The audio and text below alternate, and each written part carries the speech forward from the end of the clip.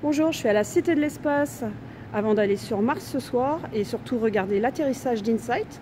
Je vais vous faire découvrir comment la Cité prépare l'événement public de ce soir. Voici la maquette échelle main de la mission avec SAIS. Bonjour Christophe. Bonjour Isabelle, comment ça va? Ça va? Alors ce soir c'est le grand jour? Ah bah oui, c'est un grand jour, une grande soirée même. On va permettre aux visiteurs de la Cité de l'Espace de suivre en direct les derniers moments de l'atterrissage de l'atterrisseur InSight qui est parti il y a 6 mois depuis la base américaine de Vandenberg vers la planète Mars. Et ce soir c'est le grand jour. L'atterrisseur va atterrir sur Mars, normalement à 20h54.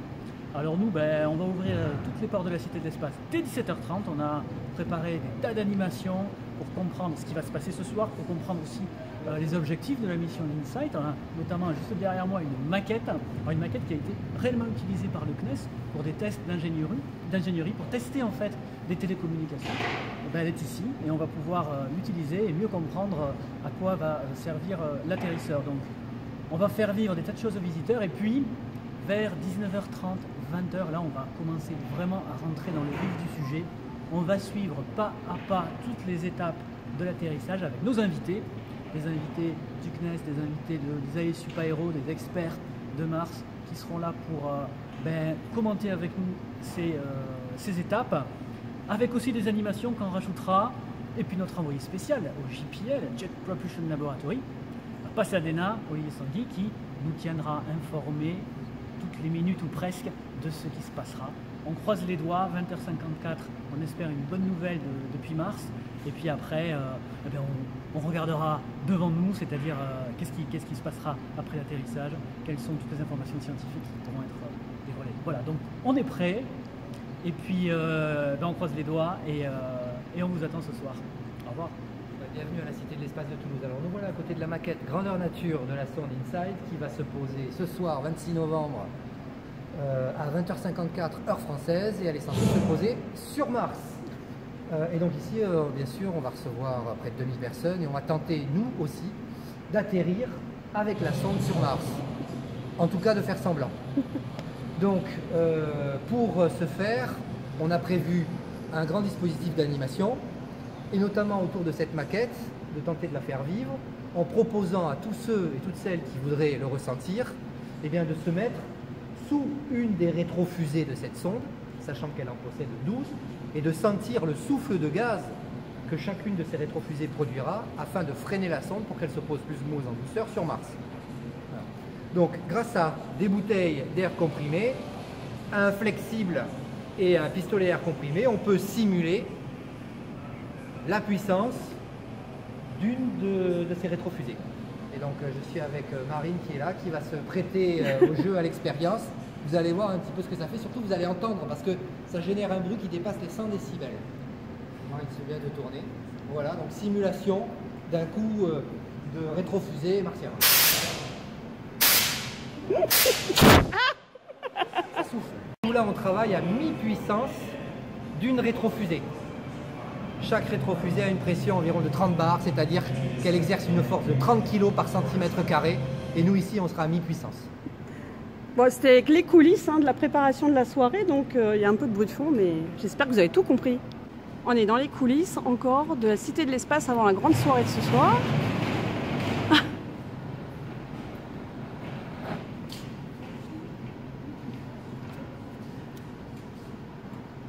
Xavier joue avec le feu.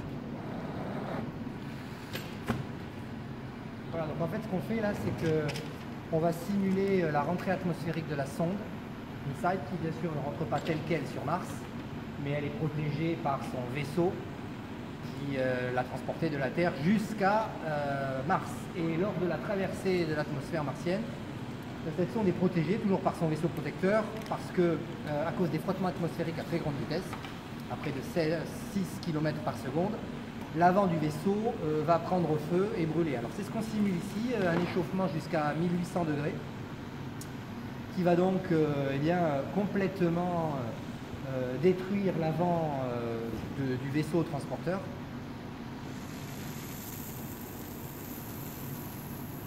Et heureusement il est protégé par un bouclier thermique qui est simulé ici, constitué essentiellement de liège. Alors voilà pourquoi j'utilise une plaque en liège qu'on voit rougeoyer. C'est tout à fait ce qui va se passer à l'avant de la sonde porteuse d'InSight. Durant 3 minutes à peu près, la traversée de l'atmosphère, ça va rougeoyer. Mais heureusement, l'épaisseur est suffisante et surtout, pour que la sonde ne brûle pas, et surtout à l'intérieur, eh bien, il y a très peu de chaleur transmise. Et la chose étonnante, ce matériau non seulement se consume petit à petit, donc il va libérer énormément de gaz qui va servir de deuxième bouclier protecteur entre la température et la sonde. Mais surtout, ce qui est très étonnant avec ce matériau-là, hein, le liège, c'est que là on voit ça rougeoie, donc les cendres atteignent 1500 degrés. Mais alors si on éteint,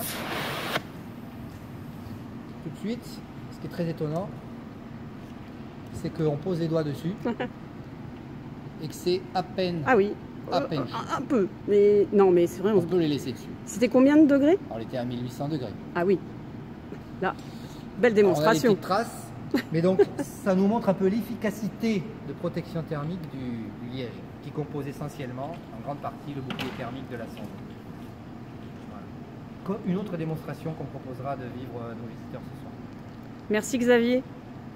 Alors plein d'autres démonstrations à découvrir encore ce soir. Ah oui, vous pourrez aussi apprendre à marcher sur Mars, vous ferez des expériences sur l'environnement martien pour jouer avec les glaces de Mars, les glaces d'eau mais aussi des glaces carboniques. Vous pourrez fabriquer du vent martien, et bien sûr, et puis on essaiera aussi de simuler le nuage de poussière produit par la sonde en arrivant sur Mars. À ce soir. Merci.